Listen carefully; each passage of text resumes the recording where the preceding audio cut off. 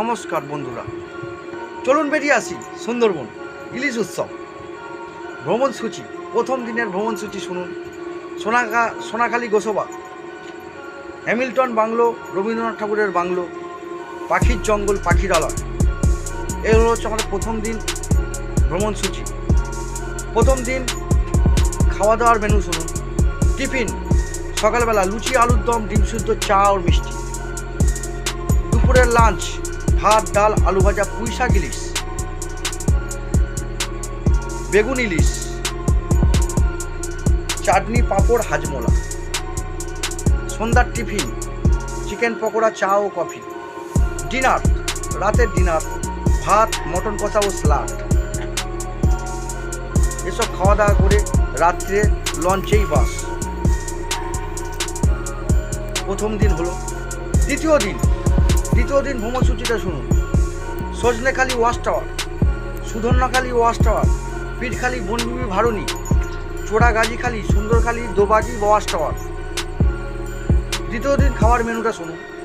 Tiffin পরোটা, চানা মশলা, ডিম সেদ্ধ, মিষ্টি ও চা। দুপুরে লাঞ্চ ভাত, সবজি, ডাল, আলু কষা, কচু শাক ইলিশ, সর্ষে ইলিশ, চাটনি, পাঁপড় ও স্যালাড ও হাজমোলা।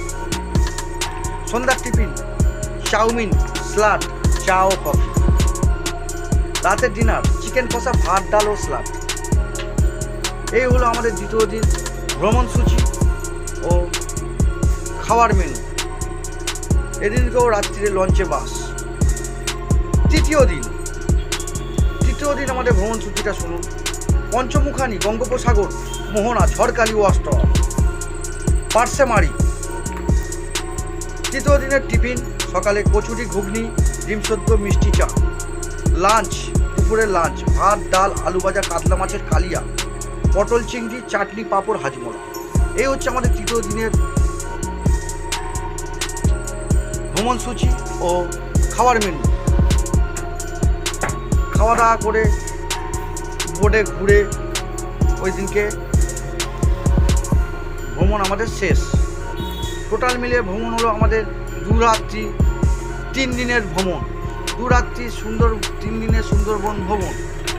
শুভযাত্রা, আমাদের শুভযাত্রা হচ্ছে 6ই সেপ্টেম্বর 2024 সকাল 7 ঘটিকা।